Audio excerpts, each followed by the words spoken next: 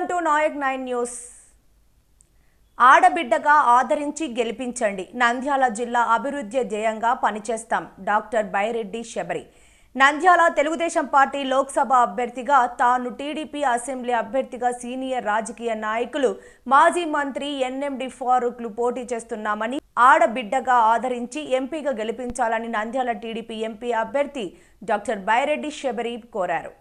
శనివారం నంద్యాల పద్మావతి నగర్లో cotton merchant association అధ్యక్షులు నెరవాటి నందాబాబు ఆత్మీయ సమావేశం నిర్వహించారు. ఈ ఆత్మీయ సమావేశానికి ముఖ్య అతిథులుగా టీడీపీ ఎంపీ అభ్యర్థి doctor Byreddy Shabari, TDP Nandyal assembly అభ్యర్థి ఎన్ఎండి ఫారూక్లు హాజరయ్యారు.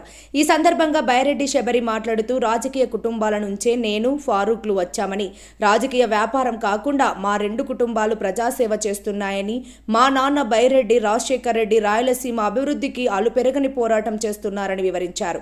తాను వైద్య విద్య పూర్తి చేసి కర్నూలులో డయాగ్నటిస్ సెంటర్ ప్రారంభించి వేల రూపాయల విలువగల వైద్య పరీక్షలు నిరుపేదలకు ఉచితంగా అందించానని, గిరిజన గూడెంలలో, దళిత కాలనీలలో మెగా ఉచిత వైద్య శిబిరాలు నిర్వహించి అవసరమైన మందులు కూడా పంపిణీ చేశామన్నారు.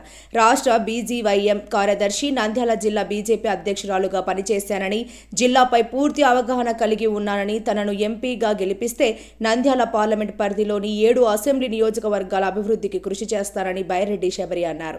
అనంతరం నెరవాటి నందాబాబు బంధువులు, మిత్రులు ఎన్ఎండి ఫారూక్ బైరెడ్డి శబరి సమక్షంలో టీడీపీలో చేరారు. ఈ కార్యక్రమంలో నంద్యాల పట్టణ 6 వైశ్యులు అధిక సంఖ్యలో పాల్గొన్నారు. నేను ముందుకు పోలేకపోయాను, అంతే తప్ప ఇంకేం లేదు.